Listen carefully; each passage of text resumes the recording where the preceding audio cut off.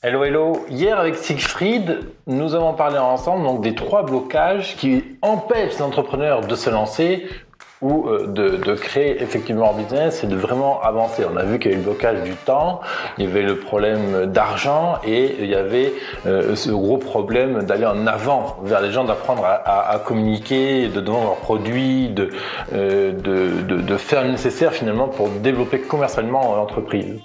Et aujourd'hui, j'avais envie d'aborder avec toi les 7 outils principaux qu'il te faut mettre en place pour bien communiquer. Les 7 outils de communication fondamentaux pour que tu puisses vraiment atteindre tes clients, présenter ton produit, déclencher les contacts nécessaires, vendre, fidéliser. Tu verras que il y a 7 outils de base que j'ai organisés, que je vais te donner là dans quelques minutes, justement qui vont t'aider un peu à mettre de l'ordre dans tout ça. Parce qu'en fait, un des gros problèmes souvent, c'est que quand on crée son business, on va créer une carte de visite, on va créer une affiche, un flyer, on va créer un site web, etc. Mais on ne va pas vraiment donner de rôle spécifique à chacun de ces outils. Et comme ces outils n'ont pas de rôle spécifique, eh bien on va faire ce qu'on appelle la dispersion. On va se disperser, soit on va gaspiller du budget et du temps, et 2, on va disperser les clients. Parce que si notre outil il sert à la fois à acquérir des clients, à la fois à vendre le produit et à la fois à le fidéliser, ben autant te dire que le produit ne sert à rien. Si tu fais un flyer qui a pour objectif de fidéliser tes clients, par exemple à travers une offre qui est spécifiquement dédiée aux personnes qui ont déjà acheté un produit, mais si tu distribues ce flyer à des gens qui ne te connaissent pas, eh bien le flyer n'aura qu'un impact très très très limité. Et c'est ça la dispersion en fait. Et c'est quelque chose que je vois très très très souvent en fait chez les entrepreneurs que j'accompagne. Donc aujourd'hui, on va voir justement ces 7 outils, plus 2 optionnels, 7 outils de base, comment on les organise, à quoi ils servent et à quel moment on les utilise dans ta tactique commerciale. Salut à toi, bienvenue dans cette émission quotidienne Mon Business à 200%, cette émission qui est là pour t'aider à lancer et à accélérer ton entreprise à 200%. Je suis David, je suis entrepreneur, mentor et expert en marketing. C'est vraiment ma mission de vie de t'accompagner sur tous ces domaines de compétences, à la fois sur le mental, sur la tactique, la stratégie, et puis sur l'exécution concrètement. Qu'est-ce que je fais, comment je m'organise dans mon business. Qu'est-ce que je veux ajouter? Oui, bien sûr, tu peux retrouver les plus de 400 émissions sur mon blog biz200.fr, biz200.fr, tu as le lien en dessous. Et bien sûr, tu peux t'inscrire à un accélérateur pour entrepreneurs, businesstemple.co, businesstemple.co. Tu as bien sûr tous les liens dans la description. Donc voilà, les 7 outils principaux de communication, c'est un gros sujet. Alors, je dis 7 outils de communication, je me suis posé avec un papier et un crayon, j'ai réfléchi à quels étaient les outils que je mettrais le plus souvent en œuvre chez mes clients, lesquels quels outils les entrepreneurs mettent en œuvre en premier. J'ai fait une petite liste. Alors la liste que je vais te donner n'est pas exhaustive, évidemment. Je vais te communiquer ça dans quelques instants. Juste avant, comme je te disais en introduction, ce qui est tout simplement de comprendre, c'est les 2 pièges de la com, la dispersion, donc ta dispersion à toi en termes de budget et de ressources, temps, de compétences, etc. Parce que tout le temps que tu passes à faire de la communication, tu ne passes pas à faire autre chose. Et il y a cette notion de dispersion client. Dispersion client, ça veut dire que ta pub n'est pas adaptée au client quand le client rentre en contact avec ta publicité, que ce soit un flyer, un site web, une carte de visite, que ce soit un moment de réseautage, etc. Si la communication que tu lui donnes n'est pas appropriée, eh bien la personne en face ne va pas se sentir intéressée, ne va pas ressentir le besoin d'aller plus loin. Et donc ça ne va rien faire. L'exemple typique, justement, c'est de faire par exemple un événement de réseautage et puis derrière ça de ne rien proposer, de ne pas proposer de suite. Voilà, donc tu t'es dispersé, c'est bien, tu fais du réseau, tu as fait acte de présence, tu as rencontré du monde, tu as discuté, c'est bien, c'est mieux que rien, certes. Mais derrière, tu vas avoir une conversion limitée parce que tu ne proposes pas d'étape suivante. Et tout le truc de la communication, justement, c'est de structurer sa com en étapes. Donc les étapes où les gens vont te découvrir, ils te connaissent pas, maintenant ils te connaissent. Ensuite, une fois qu'on a fait cette étape de découverte, on va proposer une étape où ils vont tester, ils vont goûter, ils vont sentir, ils vont utiliser, ils vont découvrir tes compétences, on appelle ça l'activation, hein. Et ensuite, on a une troisième étape dans laquelle ils vont faire leur premier achat. Ils vont acheter ton service, ils vont acheter ton produit, ils vont tester pendant 15 jours techniquement et quotidiennement ton produit. Après, une fois qu'ils ont fait cet acte d'achat, eh bien, on va avoir un acte de fidélité. On va faire un nécessaire pour fidéliser le client, pour qu'il vienne, qu'il utilise souvent le produit, qu'il achète un second produit ou un troisième, et ainsi de suite. Et puis après, une quatrième étape, cinquième étape très importante, c'est la recommandation, hein, la fidélité, et la fidélité qui entraîne donc la recommandation. Donc il y a pareil, hein, il y a des, le client va parler à sa voisine, à son voisin, il va recommander ton produit auprès de ses proches, etc., etc. Donc tu vois ces étapes là, donc ces 5 étapes sont très importantes. Et l'idée, ce qu'il faut comprendre, c'est qu'il nous faut positionner un outil de communication pour chacune de ces étapes. D'ailleurs, ce modèle que je viens de te donner, c'est un modèle ARE, donc acquisition, activation, rétention, referral, revenu, donc 2A, 3R. J'en ai déjà beaucoup parlé sur mon blog et surtout sur Business Temple parce que c'est un outil majeur pour structurer sa communication. J'adore ce modèle. Alors, si c'est la première fois que tu l'entends, ça peut te paraître un peu barbare. Je t'invite à prendre un papier et un crayon et tu vas noter typiquement donc ces 5 lettres ARE, acquisition, activation, retention, referral, revenue, en anglais, mais en français ça marche quand même, on peut comprendre. Acquisition, c'est qu'est-ce que je fais pour stopper les gens devant ma vitrine. Activation, c'est qu'est-ce que je fais pour faire rentrer les gens dans mon magasin. Activation numéro 2, c'est qu'est-ce que je fais pour qu'ils achètent ces clients qui viennent de rentrer un produit. Rétention, c'est qu'est-ce que je fais pour fidéliser mes clients.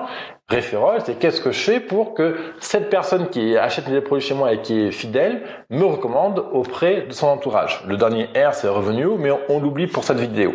Aujourd'hui, c'est quels sont les 7 outils de communication principaux et comment je vais les répartir en fonction de ces différents schémas de température client, hein, parce que un client qui ne te connaît pas, c'est quelqu'un qui est froid. Un client qui est très fidèle et qui te recommande, c'est un client qui est très chaud.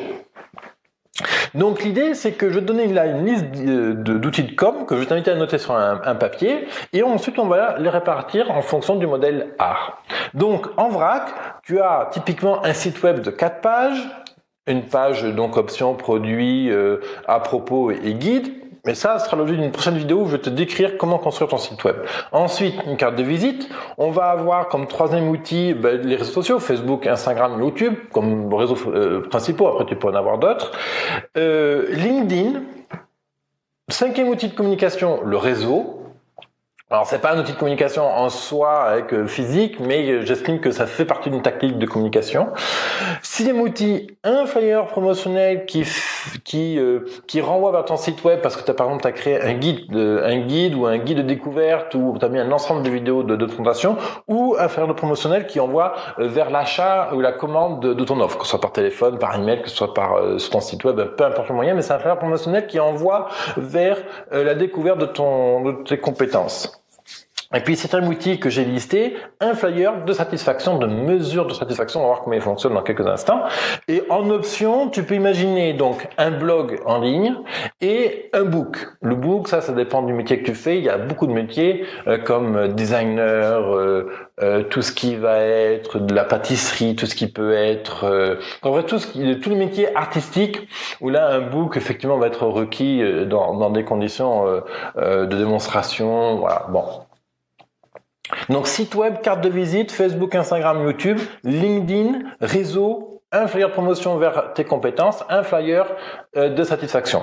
Donc maintenant l'idée c'est de comment j'articule l'ensemble de ces produits, de ces outils de communication, ces 7 outils de communication pour acquérir des gens, donc faire en sorte que les gens qui me découvrent et comprennent qu'est-ce que j'apporte.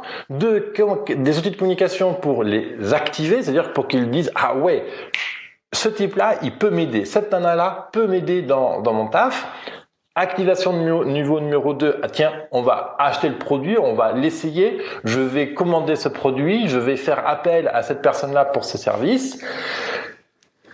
Quatrième étape, on va mettre en place des outils de communication pour fidéliser ton client. Et ensuite, cinquième étape, des outils pour qu'il te recommande. Donc, première étape, l'acquisition. Donc là, je vais mettre en place typiquement un flyer, je peux mettre en place le réseau et la carte de visite. L'acquisition peut servir à ça. Pourquoi ? Un flyer, typiquement, pour dire comment toujours bien réussir ses pâtisseries. Et ce flyer-là, par exemple, tu vas le distribuer dans les boutiques de pâtisserie, dans les boulangeries, etc. Bon, si tu es infographiste, par exemple, tu peux faire un flyer, le guide en 15 étapes pour toujours réussir ces flyers. Et en fait, ce flyer-là renvoie vers une page web spécifique sur ton site web, monsiteweb.com/guide, par exemple. Et l'idée, c'est que ce flyer envoie vers donc cette page-là qui est en fait un très beau article de blog, vraiment un guide, une page ressource pour la personne qui te découvre. Et l'idée, c'est que à travers ce titre catchy et qui pointe vraiment un désir, une problématique, une peur de ton client idéal, eh bien, va se sentir concerné et va aller consulter la page. Donc, si tu es infographiste, tu peux faire un flyer, les 15 trucs pour toujours réussir son flyer, et tu distribues ce flyer-là dans les espaces coworking, par exemple. Donc l'idée, c'est, quand je dis flyer, je ne parle pas de distribution massive sur les voitures ou sur les parkings. Ça, c'est fini. Ça, c'est les années 2000. On est en 2018 aujourd'hui. Donc l'idée, c'est que pareil, acquisition, donc un outil de flyer. Je peux mettre en place un outil de réseau, c'est-à-dire que dans mon réseau, je mets en place le blabla nécessaire, la phrase pitch nécessaire pour se présenter. Et une fois que la personne me demande qu'est-ce que je fais, quel est mon métier et tout, eh bien là, je peux donner ce fameux flyer aussi que j'ai préparé. Et je peux aussi donner ma carte de visite. Alors, la carte de visite, pareil, la carte de visite, c'est pas juste une carte de visite. Donc, sur la carte de visite, je vais mettre, par exemple, découvre les 15 astuces pour créer sa carte de visite. C'est des flyers super efficaces. Et là, tu mets monsite.com/guide. On met un appel à l'action sur la carte de visite. D'ailleurs, cette semaine, normalement, aux alentours de mercredi, jeudi, je vais te publier une vidéo sur comment toujours réussir ces cartes de visite. Donc, d'où l'importance de s'abonner à ma chaîne YouTube pour ne manquer aucun des épisodes. Alors, donc sur l'acquisition, première étape, je mets en place un flyer de promotion qui pointe vers un guide, je mets en place un pitch pour mon réseau et je trouve une opportunité à chaque rencontre d'envoyer ces personnes-là sur mon site web et je crée une carte de visite avec un bel appel à l'action, pareil, qui envoie sur mon site web. Sur mon site web, alors tu peux avoir peut-être une boutique physique, peut-être que tu as, qu'est-ce que tu peux avoir, site web, boutique physique, un bureau, rendez-vous dans un espace coworking, un moment des webinaires en live, peu importe quoi, mais tu renvoies vers l'outil de communication sur lequel tu centralises tes clients. Ensuite, deuxième niveau, niveau d'activation. Premier niveau d'activation, ça c'est quand les gens te découvrent et se posent la question, est-ce que cette personne-là va vraiment m'aider ? Est-ce que ce que cette personne me propose va vraiment m'aider à aller plus loin dans ma propre vie ? Et donc c'est là où va rentrer en ligne de compte ton site web, avec une page offre, avec une page guide, c'est une sorte de ressources. Imaginons que tu es coach sportif, comment gainer son corps. Et là, tu as, par exemple, 5 vidéos que tu as chercher sur YouTube, etc., qui expliquent comment gagner son corps. Parce que, bon, tu peux mettre tes propres vidéos aussi, mais imaginons que tu n'aies pas le temps, que tu ne sois pas forcément à l'aise pour faire de la vidéo. Dans ce cas-là, tu vas chercher des vidéos de des confrères, quoi. L'activation aussi, ça peut se faire à travers Facebook, Instagram, YouTube, tous ces réseaux sociaux, tous ces réseaux sociaux qui permettent le dialogue, qui permettent d'installer une communication. Ensuite, deuxième niveau d'activation, c'est quand les gens achètent effectivement ton produit. Donc là, il y a des euros qui sont en cours. Donc c'est à toi de décider comment tu veux que les gens achètent ton produit. Est-ce que tu veux qu'ils te passent un coup de fil ? Est-ce que tu veux qu'ils fassent une réservation sur ton site web ? Est-ce que tu veux qu'ils payent sur ton site web ? Est-ce que tu veux qu'ils t'envoient un email ? Est-ce qu'ils doivent te rencontrer dans un bureau ? Bref, tu décides. Et donc là, pareil, tu formalises cette étape-là. Comment passer commande chez moi ? Donc là, tu mets une page web, par exemple, je passe commande, je fais appel à tes services, une page commande, je te donne ton téléphone, je te rappelle, envoie-moi un email avec ta demande, je te réponds dans les 24 heures, etc., etc. Quatrième niveau, c'est la rétention, la fidélité. Qu'est-ce que je mets en place pour fidéliser mes clients ? Donc là, pareil, c'est là où je vais faire intervenir mon second flyer. Et donc ça, c'est un flyer que je tire à petit tirage. Par exemple, alors ça dépend du volume de clientèle que tu as, mais disons qu'un tirage de 500 exemplaires nous suffit amplement, alors que par exemple le premier flyer, celui qui sert à l'acquisition massive, lui je peux en tirer 2000 ou 5000 sans problème. L'idée c'est que dans ce flyer de rétention, je vais proposer un outil de satisfaction, c'est-à-dire que merci d'avoir utilisé mes services, qu'en as-tu pensé? Ton avis compte beaucoup pour moi, donne ton avis sur monsite.com/satisfaction. Alors bien sûr, on peut faire la même chose par email, et je t'invite aussi à le faire par email. Mais il y a plein de contextes professionnels dans lesquels on a beaucoup de mal à demander l'email à nos clients. Par exemple, je pense à ma sœur qui donne des cours de pâtisserie. Tu sais que ma sœur est passée et a gagné le meilleur pâtissier sur M6. D'ailleurs, là, je suis chez elle. Et donc, elle donne des cours de pâtisserie, là, elle fait des démonstrations, elle fait aussi là, cet après-midi, elle va être à une séance de dédicace. Et donc, à côté, on peut imaginer qu'elle mette un petit flyer, du type, qu'as-tu pensé de mon bouquin? Comment mon bouquin t'aide à mieux réaliser tes recettes de pâtisserie? Et les gens, donc, mettent leur email, commentent comment ce bouquin les a aidés et on en profite dans cette enquête de satisfaction de demander un témoignage et de suggérer des personnes à qui recommander ce bouquin. Donc tu vois, on entraîne en fait différents mécanismes comme ça à travers cette enquête de satisfaction pour fidéliser la clientèle, pour collecter plus d'informations, pour en apprendre davantage, pour s'améliorer aussi, très important. Donc l'idée, c'est, je vais résumer, cette étape de rétention, je te suggère d'imprimer un flyer sur lequel tu mets un flyer, alors soit des champs à remplir, soit qui donne un lien vers une page web sur laquelle tu mets un questionnaire Google Form, Typeform, ou sinon un formulaire Contact Form 7 par exemple sur WordPress. Peu importe la manière que tu utilises pour collecter de l'info, le but c'est de le faire. On s'en fout que ce soit parfait, mais c'est de faire, d'accord? Donc l'idée c'est vraiment ça. Un flyer qui envoie vers une enquête satisfaction. Tu peux aussi utiliser pour la rétention, ça me semble évident, mais je le précise, Instagram, le blog.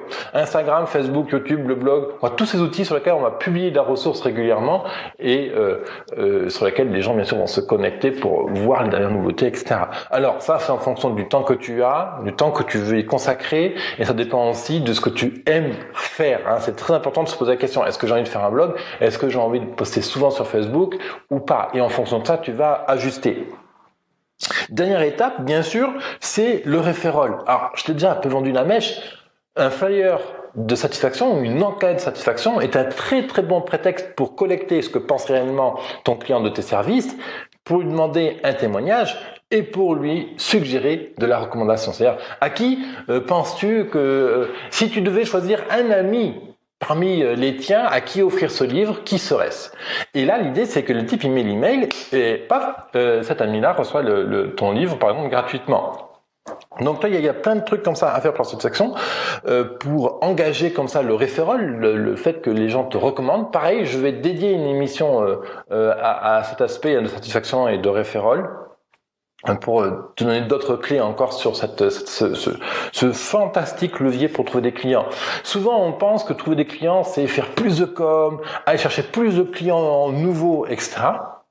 Mais sache que si aujourd'hui tu as une base de 10, 20, 30 clients, c'est assez pour doubler avec un minimum d'effort cette base clientèle, simplement en demandant à tes clients à qui ils peuvent recommander tes propres services. Donc voilà les 7 outils de communication, 5 étapes. Tu peux retrouver bien sûr le résumé de cette émission sur business100.fr/go/422. Tu as le lien en dessous dans la description bien sûr.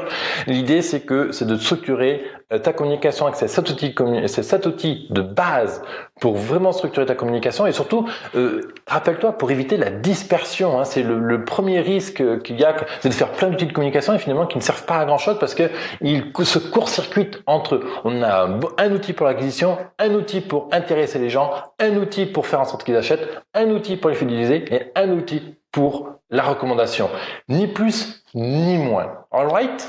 Perfecto. Aujourd'hui, on est toujours dans la série Entreprendre. Demain, on continue avec une nouvelle émission dans cette même série Entreprendre. Demain, on parle de comment collecter des emails. Très important, sujet aussi très très fort. Et je te retrouve tout de suite aussi sur une enquête que je fais maintenant. business100.fr/go/fuel. C'est un ensemble de questions pour t'aider à faire le point sur ton projet business tout de suite. Donc, je te retrouve sur cette série de questions, business100.fr/go/fuel.